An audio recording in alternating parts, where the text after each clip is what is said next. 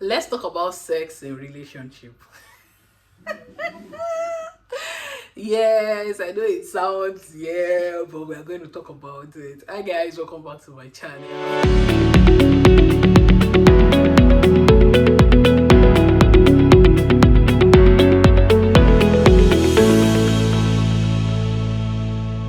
So I know one of the most difficult thing is actually having conversations around sex, intimacy, and all of that.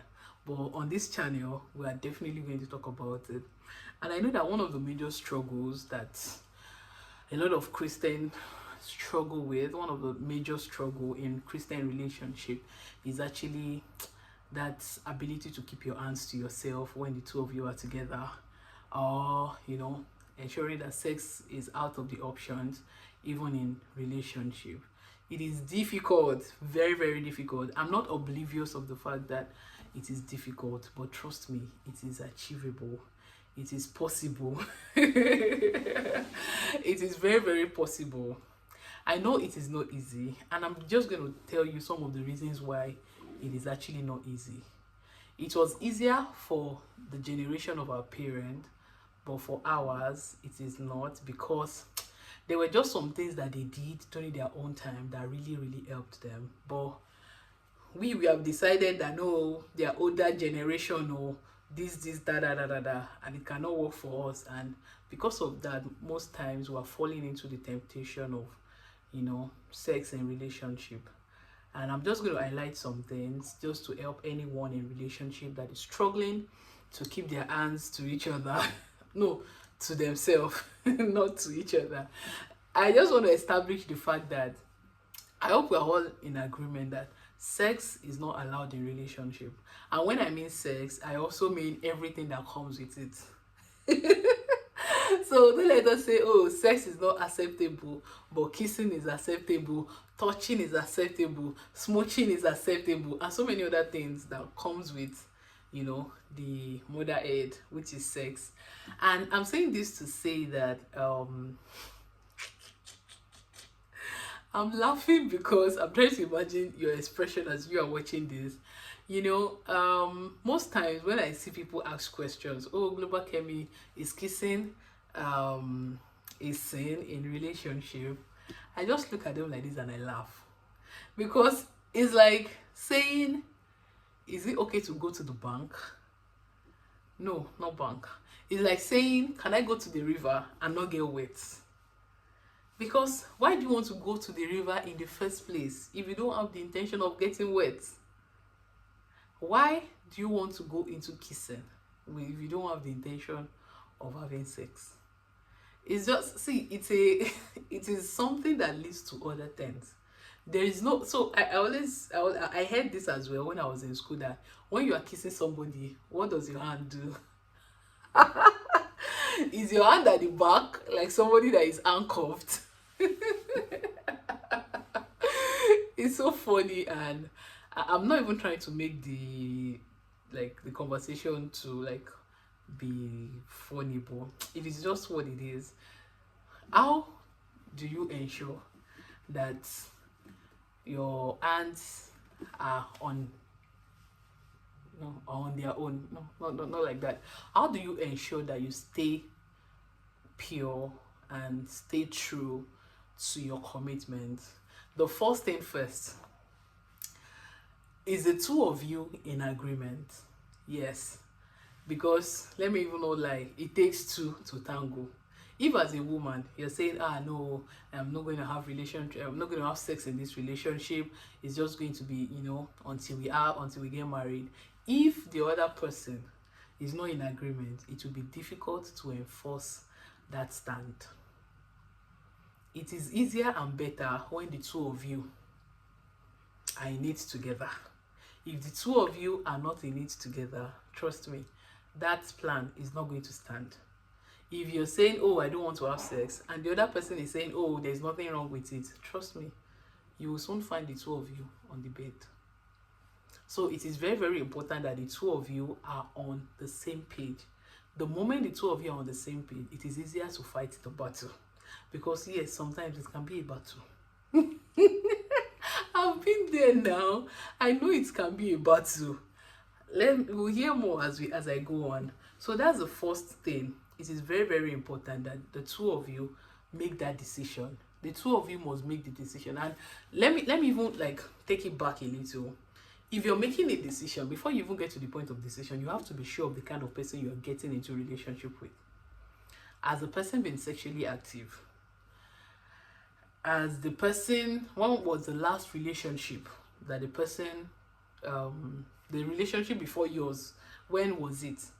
How many months gap is there between the last relationship and the one the person is having with you? Another thing, is the person a believer? I'm not saying is the person a church goer. I'm not saying is the person a Christian. I'm not saying was the person born into a Christian home. I'm saying, are you both believing believers? Because see, there are so many Christians with different ideology. Some people will tell you, oh, there's nothing wrong with it in as much as the two of you have planned to get married. No. Capital no. So you have to be sure that who you are going into a relationship with is somebody that is in the same line, the same pedestal as you. Because if the person does not see anything wrong in it, then there's going to be problem. So number one, you have to even be sure of the person you're getting into a relationship with. And then secondly, you have to be sure of the person's stand. And these are part of the questions to ask before you even say, yes, I do. You have to be sure, what is your stand on this? If the person is one leg in, one leg out, no.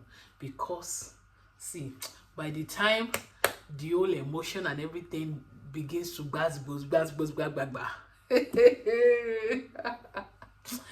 it will be difficult for you to still stand your ground if the two of you are not rock solid on your plan. That is one. For myself and my husband, that was one of the decisions that we made. My husband's stand on it is very, very clear. My own stand is concise.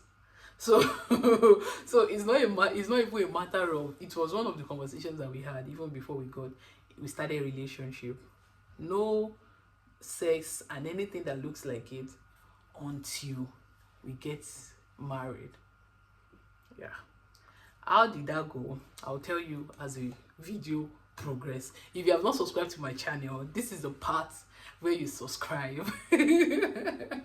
This is the part where you subscribe to my channel. Oh yeah, click the button, click it now, click it right now. Thank you.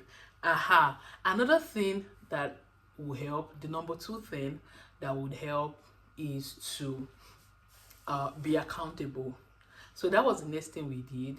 After we made a decision, okay, we are starting a relationship, we have people that we were accountable to during the time of our relationship. My mentor was aware that I'm in a relationship. Is was also aware that he's also going into a relationship. In fact, he has even spoken to my mentor before he came to speak to me. Yes. and it's one of the things that I love so much. One of the things that my husband has done that I love so much. Like, he knows that I have an authority over me, and he went straight to the authority. It's just like getting on somebody's land and just going there to, pop some apples. You have to like take permission, and I love that about him. I'm not saying that is how everything should be. I'm saying he did it, and I love it for me. So because of that, at the time that he was even going to like ask me out, my mentor was aware. At the time he asked me out, I spoke with my mentor, and when I said yes, my mentor was aware as well, everything. So he was like the accountability coach that we had concerning our relationship. So whenever we have conversations like that, okay, so when are you guys planning to get married? What is happening? This is that. At every point of our relationship, it was always there. So, and at anything, even when we had probably misunderstanding or what, we know that we have somebody to, go and talk to. But fortunately, we didn't have misunderstanding that needed us speaking with our mentor. So glory to God about that. But it is important that you have somebody you're accountable to, somebody that can watch over your relationship. It is key. It is key. It is key. You cannot do it alone. You cannot do it. And the reason why I'm saying this is because, see, you don't know how much you love this person until you two start relationship. Me, that I used to be like, strong woman. I never imagined that I could like miss my husband. Like there were some emotions that I didn't know existed in my life before that started coming out after I started a relationship. You'll be so amazed at how you can't you can't do without the person. You want to talk to the person 24/7. You always want to like have conversation. You want to be on call, and so many things. So because of that, there would always be, it's just like pouring petrol on a burning fire.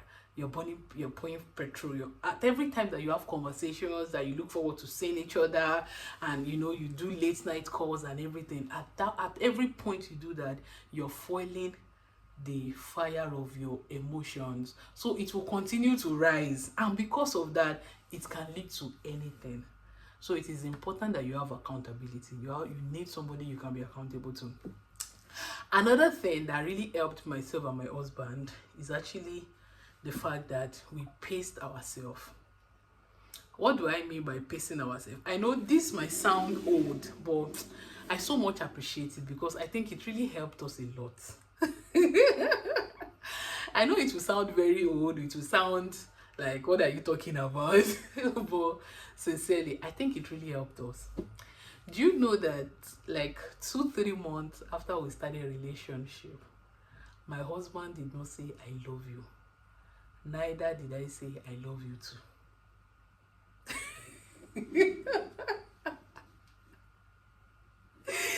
Oh my god.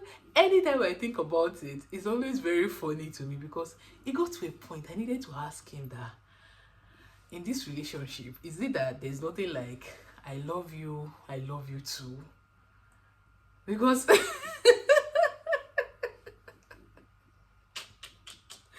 don't mind me, but I needed to ask.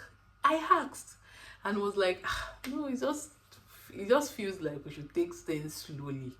And I really, really appreciated that because some of the things that fuels the fire of our emotions is that actually stem from things like that. When you say, oh, I love you too, I can't do without you. I'm not saying you should not be affectionate towards the person. I'm not saying you shouldn't use sweet words to the person.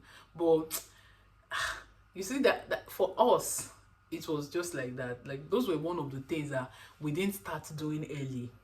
Another thing that we didn't start doing early was hugging each other. We didn't start early. Like we didn't start hugging each other until like much later in our relationship. Yes, much later in our relationship. And those things actually helped us. It really did help us because I could remember maybe it was like a year after we started a relationship that maybe we went on a date and then everyone is now going their separate ways and see you next time, and then we now hug each other. But we didn't start early. I think most of the time we started with bye bye, that we used to just wave at each other, and then it started to graduate. And I really think that was actually also one of the things that helped us because the moment there is like contact that is like, so before you know it, you'll be hugging for 5 minutes, 10 minutes, 15 minutes, and I think from there something can happen. So I think it was just a good thing for us because it just helped us to like flee from any appearance. And trust me, hug is one of the appearance because the moment you hug the person like this, you just don't want to let go. Definitely you wouldn't want to let go. So even when we started to like when we now see each other, and when we now started hugging each other was when we now started to see each other more frequently, when we're like planning for our introduction, court wedding and all of that. So it was it was already like getting close to our wedding, and the whole wedding plan and everything was just, introduction, court wedding and all of that. So it was not much of a hugger at the early stage. So I think those were one of the things that helped us. Another thing that we also paced in our relationship is maybe this didn't happen intentionally, but I think it was one of the things that helped us as well. We're not saying so frequently because I was doing my master's at the time in Osun State and he was in Lagos. And even when I now finally moved to Lagos after my master's and I started working in Lagos, He was living in Ikorodu. I was living after Bega. So because of that, two extreme ends, and he works remotely, so he usually does not have any reason to go out. If he's going to go out, then it's just going to be weekend because he needs to work, and I go to work. So because of that, we're only seeing once in a while. We're only seeing once in a while. And when we get to now see once in a while, it is either he comes to visit me, yes, when everyone is around at home, or I go to visit him when people are around in their house, or we go out, maybe to have lunch or to play games or to watch movie. We watch movie. Oh, I'm not surprised my husband proposed to me at the cinema. Because the first date that we had was also at the cinema, and then he asked me out at the cinema. Yeah, so those were the things that we paced that really helped us, because I feel, imagine seeing each other like constantly, sometimes like sometimes maybe once in a month, sometimes maybe twice or once in 2 months. It was that serious. So because of that, there is little to the contacts that we were having, so it wasn't so frequent. And another thing that also helped us is the fact that in all of this, with what I just even explained, say you can imagine that there's nothing like sleepover.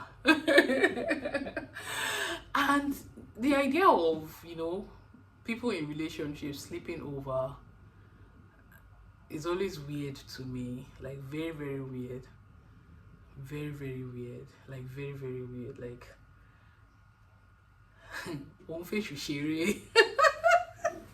if you're Yoruba, you understand what I just said. Like, you're playing with fire. Somebody that you love, somebody that your heart is beating for, you don't want to do sleepover in the person's house. It takes, I'm not saying it is not possible, but it takes extra grace. It takes extra and extra and extra and extra grace. But when I hear people say, oh, they do sleepover and all of that, and the guy lives alone, and you're still going there to do sleepover, or he's coming to your own that you live alone, it's just like lighting a candle and putting a paper close to it. It has a tendency to catch fire. So if you have made up your mind that, oh, you don't want sex while you're in a relationship, then you have to ensure that your paper is not close to the fire. Or else the paper is going to catch fire. Another thing that also helped us is that as much as possible, we avoid being alone. Yes, we avoid just being alone. Even when we are alone, we are alone in a place that has other people. Like, I understand you're in a relationship, you would always want to like have time to talk. There will always be something to talk about, and you definitely don't want everybody hearing what you're saying. So even though we are alone, but we're not in private, yeah, something like that. I remember anytime I visit my husband when we're in relationship in his house, even when I stay in his room, the door is always open and there are always people at the house. At least my father-in-law will be at home. My father-in-law is a full-time pastor. So my father-in-law will definitely be at home and the door is always open. So even though the both of us are alone in his room, the door to the room is always open, so anybody can come in at any time, just to ensure that there is nothing like secrecy. Because I've also learned that sin thrive in secrecy. So the moment you try to like create that openness, then you yourself, I cannot even imagine myself. So things like that just helps to just put caution and just put balance. That is actually one of the things that helped us. And another thing is, even when we go out, probably for lunch, for dinner, or we go to the beach and all of that, as much as we try to create time to be alone, we ensure that we are not so alone. I don't know how to put this. Like, we are not so alone. I don't know how best to put it, but just ensuring that, oh, there is always, like, we are, anybody can see us. Yeah, that's just it. Anybody can see us. And because of that, no, we wouldn't even want anything to happen, because we also have our own integrity and personality to protect. And most importantly, our decision to honor God is much more important than any other thing. So that's also was one of the major things that really helped us. Another thing that is most important, and when I mean most, I mean very, very important, is setting a date. Like, if you're going into a relationship, like I always tell people, when I go into a relationship, is because I'm ready for marriage. Because I know me, I'm a lover girl to the core. And my own lover girl is not a private lover girl, is a public lover girl. Like, if you see myself and my husband in public, trust me, if my hand is not on him, maybe for some minutes, because I'm a lover girl to the core. Like, I'm the kind of person that when I'm in a relationship, you will know that I'm in a relationship with the person that I'm in a relationship with. It will just be different, you will know. So because of that, I know I can't just go into a relationship and there is no date, there is no time. No, that one will not work, because one of the things that would even help you to really like focus on the whole abstinence and everything is because, you know that we are getting married in 6 months, we're getting married in 1 year, we're getting married in 2 years, we're getting married in 18 months, we're getting married in 12 months. If that is in place, it will be easier to stand. But when there is no date or time that Jesus will come, then it will be difficult. It will be very, very difficult. So I always advise couples, it is important that you have a date in mind. At least have something you're looking forward to. Because I can remember when myself and my husband, we started a relationship, we told ourselves minimum of 2 years, maximum of 3 years. Yeah, that was what we told ourselves, but God had a better plan for us, because we didn't use up to 2 years in relationship at the time that we got married. Yeah, we started relationship in May 2021, and we had my husband proposed marriage in September 2022. Yeah, so God really helped us, and God gave us speed beyond our own plan, because at the beginning of the year 2022, we're still planning towards September of 2023. I'm very sure at the time that we'll be making that plan, the Holy Spirit will probably be looking at us like this, like, oh, you guys don't even know the plan that I have for you. And we're just so grateful to God it happened that way. And he asked me to marry him September, and by October we had already done our court wedding. We had done our introduction and then court wedding, and we're just hoping to have our wedding ceremony in January, but it's happened in March. Excuse me, it happened in March. And yes, so it is important that you have a date in mind. Oh, this is what I'm working with, this is what we are working with. By God's grace, all things being equal, in 2 years we should be married. If that is in place, it will be easy for you to like keep the urge and everything, and like pend it on something. Like, don't worry, I'm going to have all the sex that I want in 2 years time. I'm going to have all the kissing that I want in 3 years time. And trust me, I'm enjoying all of it. And you see, the devil will make it look like, you can't do without that sex. That sex just have to happen. It's a lie. It's a big lie. Because even after you get married, you're not going to be having sex every day.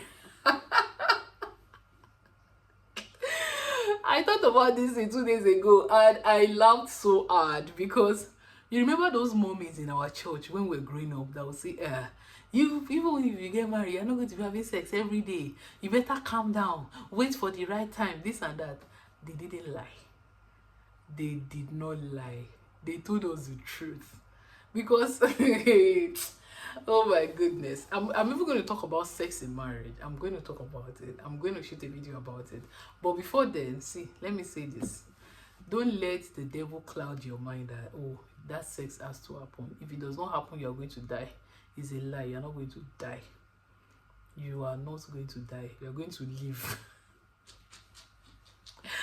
You are definitely going to live. So I don't want you to put yourself under pressure that, oh, your body is, I understand the way your body is feeling. Like, I could remember the first time that myself and my husband got to kiss ourselves. That was on our court wedding day. You know, now after you sign or before you sign, they will say you should kiss each other and all. And it's, I felt fulfilled. That was the way I felt that very day. I felt fulfilled. I felt like, thank you, Jesus. Like, that was, I'm being sincere, that was the way I felt, because it was as though, you know, if you, in this generation, it's just so difficult for you. Even when you want to like keep to yourself and just trust God to stand, it is difficult to stand, especially when it comes to things like this. It is very, very difficult to stand. There are temptations everywhere. There are a lot of people that will even make you feel like, oh, it is a normal thing. If it is not happening, then it is. No, it is not normal. It is not normal. It is not normal at all. It is not normal at all. And I'm being sincere with you. It is not normal. God is still looking for people who would honor the vow of marriage. God is still looking for people who would honor the vow of marriage. See, if you know you cannot take it anymore, go and get married. For you to be in a relationship with that person, it means that you already made up your mind to marry the person. So because of that, if you know your body is already doing gish and you cannot hold it, go and get married. And another thing that I also want to say, if probably you made up your mind that, oh, you don't want it to happen, and then mistake now happens. In case you have made up your mind that, oh, you don't want sex to happen until marriage, and then it mistakenly happens, reach out to your accountability coach. You should have a mentor over the two of you. You should have somebody you two are accountable to. If it has happened once, there is high probability that it is going to happen again. Yes, when I counsel people, I always say this. And also, I currently run a relationship mentorship. Yes, where I have people that would say, oh, we don't just want it to just be the two of us. We want a professional relationship counselor over our relationship. I call it relationship mentorship. If you would want to be a part of it, feel free to reach out to me via email, and I'm definitely going to pull you through, send you the link to register, and then we kickstart things. It is important that you have somebody that is overseeing the two of you. Definitely the person is not going to like watch you and like choke you to, no. But the most important is that the person is going to guide, and if there is any issue whereby maybe you intend to keep each other till marriage and then a mistake happens, you must speak to somebody you two are accountable to, because if it can happen once, there is tendency that it is going to happen again. So it is very, very important that you speak out and get help. The two of you should be accountable. And yeah, that's just it. I understand it is not easy. I understand the world has made it look like, oh, if you are not having sex in your relationship, then are you even in a relationship? It's a lie. It's a lie from the pit of hell. There are people who still wait till their marriage, till their wedding day. Myself and my husband were an example, to the glory of God.